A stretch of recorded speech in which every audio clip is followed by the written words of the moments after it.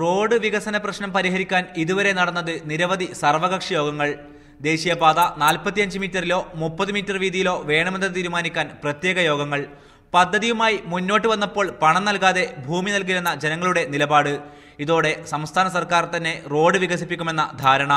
എന്നാൽ 13,000 കോടിയെങ്കിലും വേണം പ്ലാൻ പ്രകാരം റോഡുണ്ടാക്കാൻ. ഇതിന് കയ്യിൽ പണമില്ലെന്ന് തിരിച്ചറിഞ്ഞായിരുന്നു കേന്ദ്ര തീരുമാനത്തിനൊപ്പം നിൽക്കാൻ സംസ്ഥാന സർക്കാർ തീരുമാനിച്ചത്. ദേശീയപാത 17 വീതി കൂട്ടാനാണ് കൂടുതൽ സ്ഥലം ഏറ്റെടുക്കേണ്ടി വരിക. 977 ഹെക്ടർ. ദേശീയപാത 47-ന് 352 ഹെക്ടറും. ഇത് ഏറ്റെടുക്കുവാനുള്ള കടമ്പക്ക് പുറമെയാണ് പണം നൽകാതെ ഒരു തുണ്ട് ഭൂമി നൽകില്ലെന്ന ജനങ്ങളുടെ പ്രഖ്യാപനം. ശക്തമായ സമരങ്ങൾ ഒരുപാട് നടന്നതാണ്. ഇനിയും 10 മടങ്ങ് ജനകീയ പ്രക്ഷോഭത്തെ നേരിട്ടുകൊണ്ടായത് കഴിയുള്ളൂ.